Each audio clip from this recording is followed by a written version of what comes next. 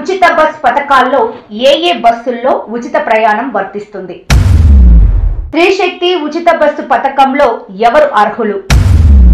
స్త్రీ శక్తి ఉచిత బస్సు పథకం ఏ డాక్యుమెంట్స్ చూపించాలి?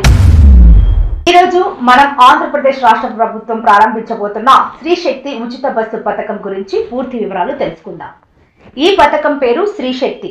ఆగస్టు 15 నుంచి రాష్ట్ర వ్యాప్తంగా అమలు. బాలికలు, మహిళలు, ట్రాన్స్జెండర్స్ అందరూ అర్హులు. వయసు పరిమితి లేదు. బస్సు ఎక్కగానే 0 ఫేర్ టికెట్ ఇస్తారు. టికెట్లో మీ ప్రయాణ దూరానికి సాధారణ ఛార్జ్ ఎంత అవుతుందో స్కీమ్ ద్వారా మీరు పొందిన లాభం ఎంతో చూపిస్తారు. సంవత్సరంలో మొత్తం లబ్ధి కూడా రికార్డ్ అవుతుంది. స్త్రీ శక్తి ఉచిత బస్సు పథకం అవసరమైన documents: Aadhaar card, voter card, ఏ ఇతర ప్రభుత్వ గుర్తింపు కార్డులో జెండర్ ఫీమేల్, ట్రాన్స్జెండర్ అని ఉండాలి. ఆంధ్రప్రదేశ్ నివాసి అని ప్రూఫ్ కావాలి. డిస్ట్రిక్ట్, స్టేట్ పేరు ఉండాలి.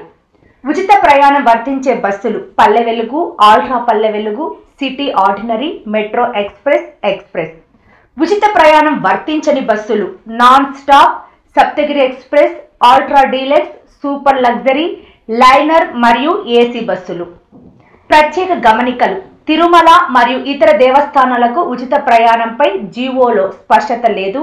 బస్సుల్లో సీసీటీవీ కెమెరాలు మరియు కండక్టర్లకు బాడీ వార్న్ కెమెరాలు అమర్చబడతాయి.